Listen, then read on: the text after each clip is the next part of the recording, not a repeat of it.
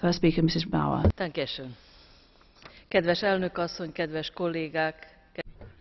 Madam President, dear colleagues, Commissioner, the proposal should mean that was aimed at redesigning the Directive 2002/15. It's a question of amending that. Here we're dealing with self-employed drivers. The idea was to exclude them. And secondly, it's a question of describing exactly what night work should be. It also concerns looking at improving the implementation of the legislation in the member states. This is a directive which is an amending and supplementary directive and concerns only lorries weighing more than 5 tons.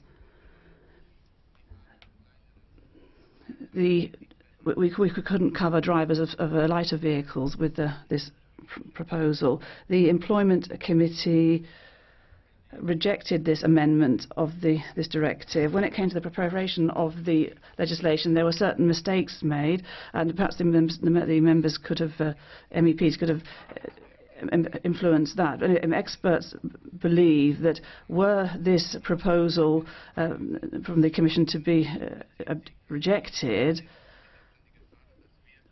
well, because including self-employed wouldn't actually, according to the experts, improve the road safety. Apparently, only in many accidents, lorry drivers are only the guilty in 6%, and fatigue only cause 0.06% of accidents, whereas the time spent driving and all the issues relating to working time come from another piece of legislation, Regulation 561/2006. Now, the loading activity is another activity which isn't covered by this piece of legislation.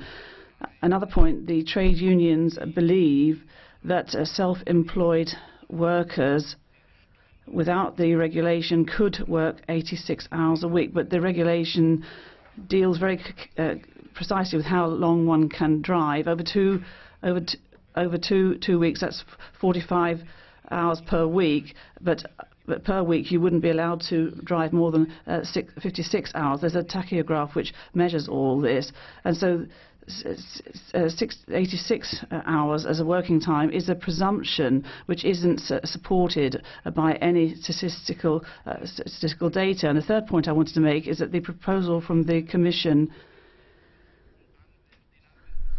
wants to deal with to extend the scope to cover the false self-employed and employees.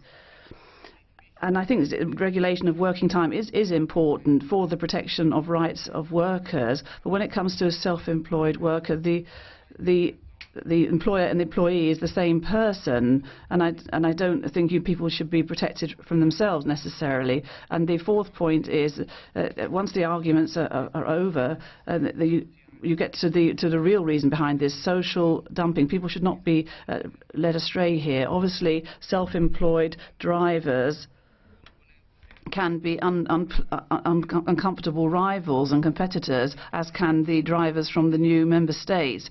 And what I can see here is that here basically it's the Polish plumber, the ghost of the Polish plumber that's appeared here again. And I think that on the labour market there is definitely a phenomenon concerning false or fake self-employed, but this isn't just something that should be regulated in the context of working time on the roads.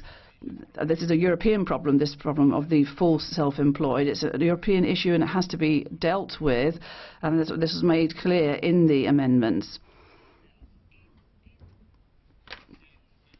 As regards the amendments from the ALDE group, well, these are built up on the Commission proposal, and the Council also supports that. But so I thank them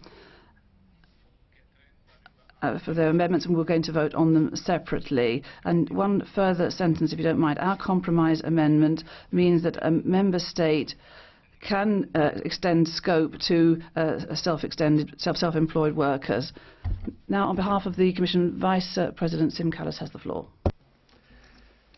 Madam President, Madam Rapporteur, honourable members, this House is today discussing an extremely difficult and sensitive subject.